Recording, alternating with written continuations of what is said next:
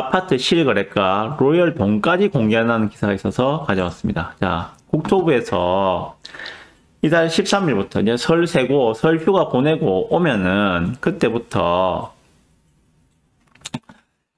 아파트 실거래가 정보 공개 범위를 기존 층에서 동까지 확대한다고 합니다. 예, 13일부터 이렇게 한대요. 대단지 아파트는 같은 층이라도 로얄 동 여부에 따라 매매가와 전세가 차이가 큰 곳이 많은데 앞으로 이런 편차를 정확하게 파악할 수 있다라고 하고 있습니다. 자, 예를 들면 이런 거죠. 지금 제가 이거 보다가 말았는데 여기가 연산동 힐세트 연산이라는 아파트예요. 힐세트 연산. 그 3호선 물만골역과 배산역 사이에 있는 아파트인데 힐세트 연산. 그 옆으로 보면은 연산 더샵이 있고 요 아래쪽으로 보면은 연제 롯데캐슬 대시장이 있는 요쪽은 이제 연양 라인이죠, 그죠? 좋아하시는 뭐 골드포레나 스위첸, 양정 자이더샵 SK뷰, 그리고 여기에 양정 3구역 롯데까지 이어지는 요 신흥 주거단지에 요 끝에 포함되어 있는 곳이 힐세트 연산입니다. 힐세트 연산 같은 경우에는 요쪽은 산이에요. 이쪽은 경사가 제법 있습니다. 그래서 여기가 1단지고 여기가 2단지거든요. 매매 가격대가 당연히 1단지가 비싸겠죠. 1단지하고 2단지하고 가격 차이가 많게는 1억까지 나거든요. 1억까지. 근데 여기서는 각 단지별로 구분해서 지금 실거래가가 나오는 게 아니잖아요.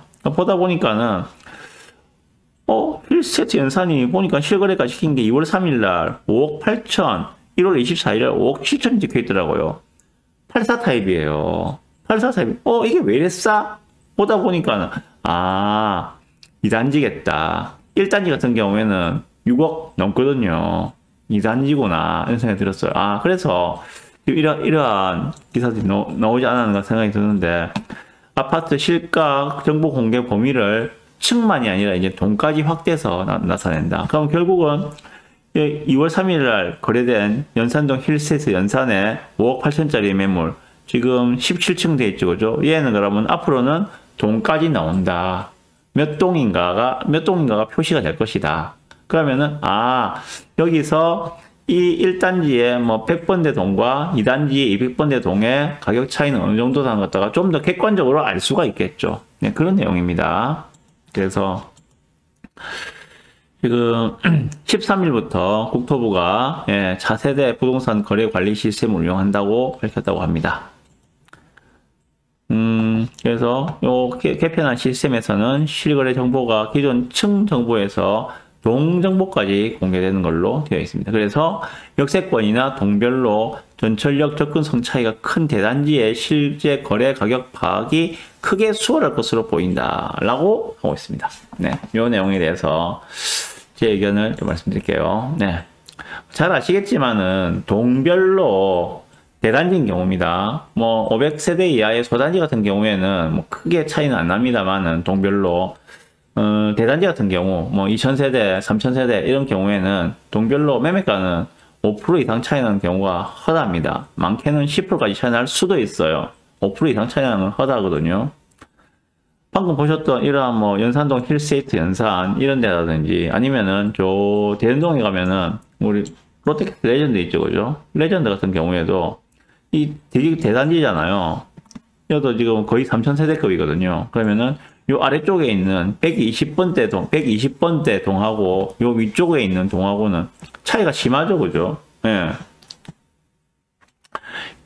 최소한 5% 이상 실거래가 차이가 날 수 있는 그런 입지를 보이거든요. 예. 그래서 일반적으로 지하철에 가까운 곳, 그리고 초등학교, 이거는 연포초학군인데, 레전드 같은 경우에는 초등학교가 가까운 곳, 그리고 주위 인프라 이용이 편리한 동쪽이 더 비쌉니다. 이건 당연하겠죠. 그리고 상승기에는 RR이 더 많이 오르기 때문에 본인 자금 사정이 허락하는 한 가장 좋은 것을 사시는 것이 맞지 않겠는가.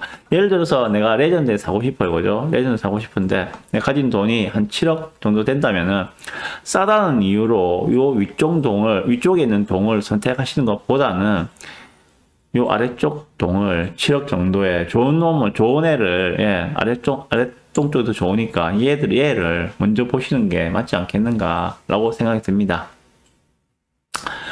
내 자금 사정이 뭐 그 정도 안 되고 나는 뭐 6억 한 초중반밖에 없어요. 그러면은 요 위쪽에 있는 동을 선택할 수밖에 없겠지만은, 그죠? 그래도 조금 무리한다 하더라도, 예, 저는 가급적이면은 가장 좋은 친구를 사는 게 더 좋지 않겠는가라고 생각을 해봅니다. 자, 그러면 팁을 하나 말씀드릴게요. 특정 단지를 매수할 때, 특정 단지 매수를 고려할 때 확인할 사항들, 예, 좀 말씀드려보겠습니다. 뭐 다들 아시는 내용인데, 정리하는 차원에서 말씀드리는 거예요. 네. 해당 단지의 최고 선호동이 어디인지를 먼저 살펴보시는 게 필요할 거라 생각합니다. 사람에 따라 달라요, 그거는요. 자, 내가 초등학교 다니는 자녀가 있다. 그러면 초등학교 바로 옆에 있는 동들이 가장 자기한테는 로얄 동이 되겠죠. 반면에 나는 자녀는 다 컸고 나는 출퇴근해서 대중교통이 제일 중요해, 지하철이 중요해, 이런 분들은 이 지하철 바로 옆에 있는 얘들이 더 자기에게는 로얄 동이 되겠죠. 그죠? 그리고 이 주위에 있는 인프라들을 이용하기가 더 편한 데가 어디인가, 그런 것들도 좀 보셔야 될 것 같고요. 그렇게 해서 해당 단지에서 일반적인 차원에서 생각할 때 가장 로얄 동이 어디인가를 좀 먼저 보셔야 될 것 같다는 생각이 들고요. 그 해당 동을 확인을 하셨다면은 그 해당 동에서 일조량과 조망을 확인하셔야 되겠죠. 몇 층 이상이면 일조가 들어오는지, 예를 들어서 이 동 같은 경우에는 얘가 지금 112동으로 보이는데 요 앞동에 가려서 일조가 제한적인 경우가 많을 거라고요. 그러면 몇 층 이상이 되어야지 그래도 어느 정도 일조가 들어오는지를 확인을 아침에 가시고 오후에 가시고 두 번 가셔서 꼭 확인을 하셔야 될 겁니다. 일조량과 조망도 확인하시고요.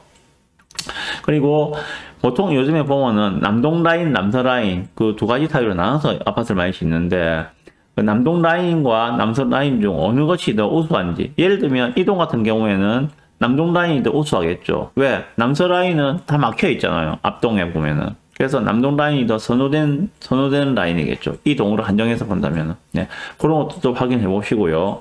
마지막으로 해당 라인이, 향이 예를 들어서 남동 라인으로 확정을 했다면은 그 해당 라인에서 거의 그 평면 타입, 내가 원하는 평형대 평면 타입 3배인지 뭐 4배인지 평면 타입을 확인하시고, 엘리베이터 숫자 뭐 3세대당 2대인지 2세대당 1대인지 그렇게 확인하시면 될 것 같습니다.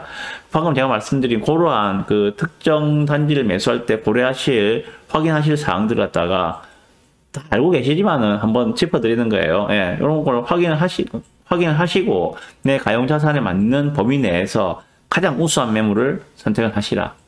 그런 것이 매수할 때 팁이라면 팁일까? 그런 것 같습니다. 네. 실거래가 앞으로는 이제 돈까지 공개되니까는 좀 더 객관적으로 저도 상황을 파악하고 말씀드릴 수 있지 않겠는가라는 생각이 듭니다. 방금 보셨던 뭐 레전드 같은 경우에도 지금 레전드 같은 경우에 보니까는 동이 나오더라고요. 몇 동에 몇 층인지까지도 다 나오고 있던데, 이게 어떤 단지는 나오고 어떤 단지는 안 나오던데 앞으로는 모든 단지가 다 공개된다고 하니까는 더 좋죠. 매수를 고려하는 분 입장에서는 좀 더 객관적인 정보를 가질 수가 있으니까 더 좋은 것 같습니다.